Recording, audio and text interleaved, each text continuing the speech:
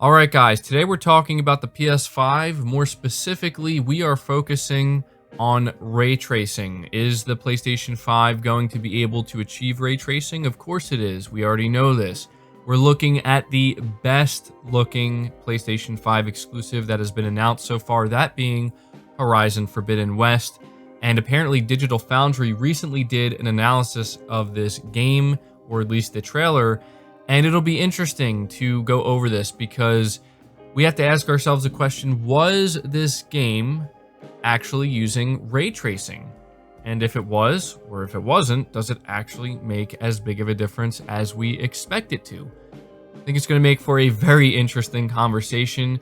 We're also talking about how these next generation consoles, the PlayStation 5 and Xbox, how they stack up against one another, at least based off of one developer's opinion. It doesn't seem there's actually much difference at all. However, they did emphasize that the Tempest engine inside of the PlayStation 5 will free up CPU resources, which is very significant when it comes to game development. So this is what we're going to be talking about in today's video. Before we go any further, if you could do me a big favor, make sure you hit the like button to help the video out and show your support. Hit the subscribe button as well so you don't miss any future content. And make sure you hit the bell notification icon so you are immediately notified anytime I upload a new video.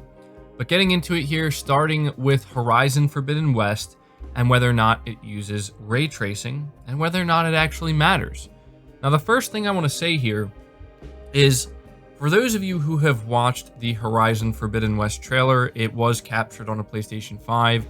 For those of you who actually saw it in 4K, are we all in agreement that this is easily, if this is in fact what we're going to end up seeing on our PlayStation 5 when we pick up a PS5, when we buy Horizon Forbidden West, if what we're seeing in this trailer is what we're going to see in front of us when we play it at home, is everybody in agreement that this is easily the best looking video game ever? Maybe it's just me, but I was genuinely impressed, and anybody who watched my live stream, you'll know this, with just how amazing this game looked graphically. I honestly couldn't believe it. In fact, I kept saying that I'm not so sure that the game is actually going to look this good on the PS5, because to me, this was like the true next-gen moment. Now, when it comes to what Digital Foundry had to say, and I want to let you know right off the bat that if you were to ask me, is Horizon Forbidden West, based off of this trailer, is it utilizing ray tracing, I wouldn't be able to answer that question. However, Digital Foundry can answer that question. So it says here, Horizon Forbidden West is among the most impressive PlayStation 5 titles shown off so far, and the reveal trailer showed some glimpses of how developer Guerrilla is evolving its Decima engine. Digital Foundry released today an in-depth look at the game's reveal trailer, highlighting the engine's improvements seen in it, such as increased foliage density, improved texture detail, upgraded sky rendering, and more. Interestingly enough, the Horizon Forbidden West footage included in the trailer does not seem to be using ray tracing or reflections. As noted by Alex Battaglia, ray tracing may not be a very good fit for the game due to the natural scenes and rough surfaces that will be featured in it. And so this is exactly what Digital Foundry had to say.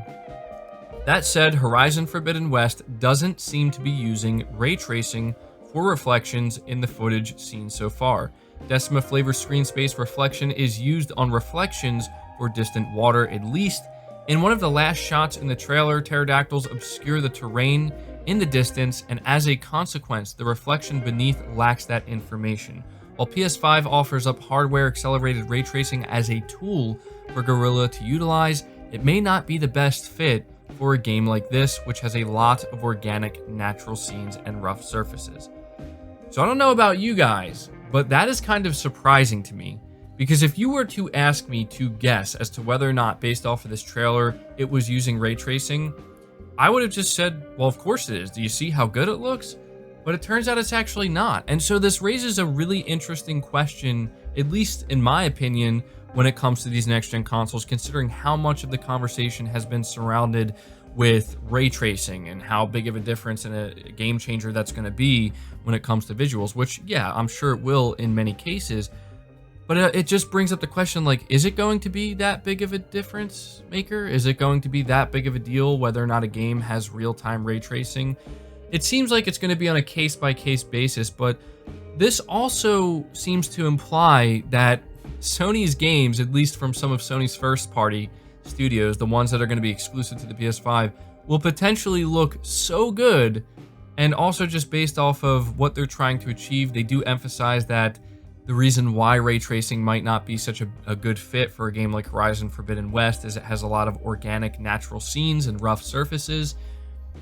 So I'm assuming that maybe games that don't feature that, maybe ray tracing would be a much better fit. But all I'm kind of getting from this is that a game can look so good graphically and even from an artistic and art style perspective or standpoint that it just doesn't need ray tracing. And this is kind of a big deal because the fact that Sony Studios here, Guerrilla Games, can actually make a game look this good without the need, for ray tracing, and they can save those resources and put them towards other more important, I guess you could say, areas and gameplay aspects. That's pretty huge in my opinion, because again, like, I just don't understand how anybody could look at this trailer, watch it in 4K, and immediately think to themselves, well, it's not using ray tracing, it doesn't look that good, right? Like, that's not what I got from watching this, and I'm genuinely surprised to hear that it's not using any form of ray tracing whatsoever. And to me, this just kind of confirms that maybe ray tracing isn't going to be as big of a deal as we thought it was going to be. That's not to say that no games that Sony are developing will be using ray tracing. We know for a fact that they will be. We know Ratchet & Clank is to a certain extent. We know that Gran Turismo 7 is. But you would think that the best looking game of the bunch, which in my opinion easily is Horizon Forbidden West, you would think that if any game was going to be utilizing ray tracing to kind of wow people with just how good it looks, it would be this game. And this game was able to wow people in a big way with just how good it looks without using ray tracing at all. So I want to end this by just kind of highlighting something else that Digital Foundry, this is what they said a little while ago, and oddly enough, it actually had to do with the Decima engine, where they, at the end of 2019, were talking about their games of the year, I guess, and talking specifically about the games that looked best to them, like the best looking games of 2019. One of those games was Death Stranding for them.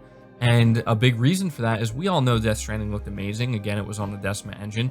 But they were emphasizing that it's a lot of times it's about art style. It's about the artistic choices that go behind the way a game looks, and that has such a huge impact ultimately on how we perceive something visually, right? Like, it can be as shiny as it wants to be, it can be as pixel dense as it wants to be, but the art style, in my opinion, is everything.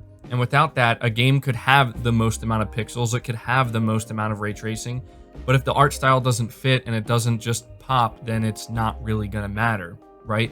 In the case of Horizon Forbidden West, I apologize for continuing to just go on here, but you look at this game, you look at this trailer, you look at the colors, you look at the color palette, the art style, the way it pops. We already know this from the first game, but they really took it to another level here.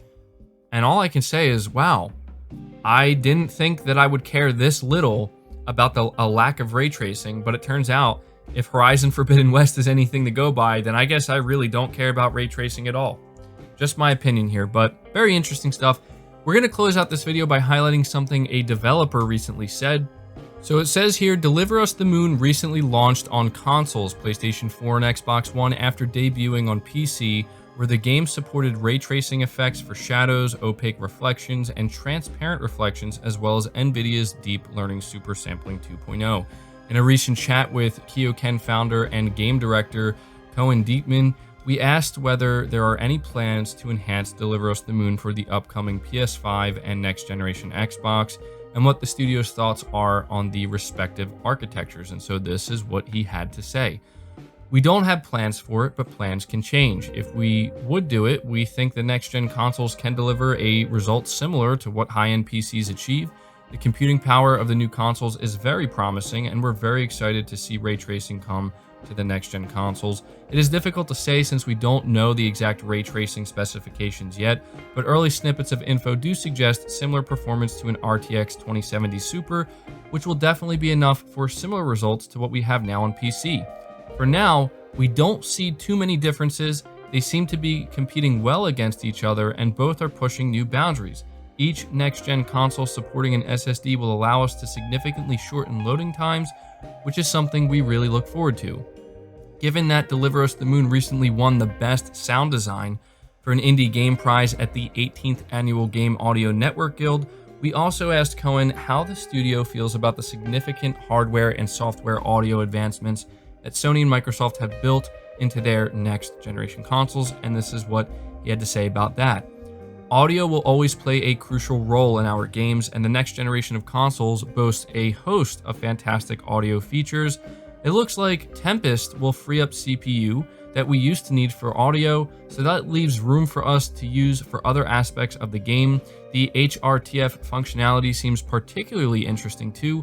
We're also excited about Project Acoustic's wave-based technology. It's all very promising, and we're looking into how it would tie into our existing workflow and technology.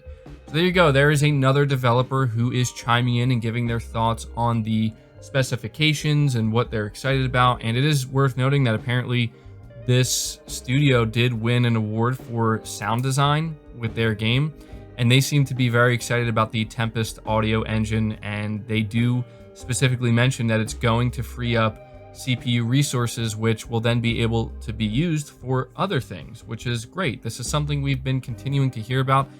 I actually think that what Sony is doing by having a dedicated audio engine is very exciting, right? Like, not only is it exciting for me as a consumer just to see what developers are going to be able to do with it, but it's nice to hear that developers apparently really like it as well, and it's going to free up more resources for them to be able to utilize for their games in different ways. And so, yeah, they also did mention here that they're excited for ray tracing, but that based off of what they're seeing so far between the two consoles. Now, I don't know if they actually have dev kits. It seems like they don't. I'm just going to assume they don't. But based off of what they know about the console so far, they don't seem to be seeing any major differences between the two. But they did emphasize the Tempest engine and the CPU resources. So very interesting stuff there. Just wanted to take some time here to keep you guys up to date with all of the PlayStation 5 news and info. And I hope you guys did find the video interesting or informative. I really want to know your thoughts down in the comments below about what we talked about with the ray tracing and Horizon Forbidden West. Are you surprised to hear that Horizon Forbidden West, that trailer, did not feature any form of ray tracing? And what does this mean to you now? Like, does this make you care less about ray tracing? Does this upset you to find out that Horizon wasn't using it? Let me know down in the comments, and let me know your thoughts on what this developer had to say about the difference between these next-gen consoles and what they had to say about the Tempest engine. I will be very interested to see. So be sure to hit the like button if you enjoyed the video. Make sure you subscribe to the channel if you're new and haven't already. Hit the bell notification icon so you never miss an upload, and feel free to share this video out on top of all that. But until next time, guys, take care.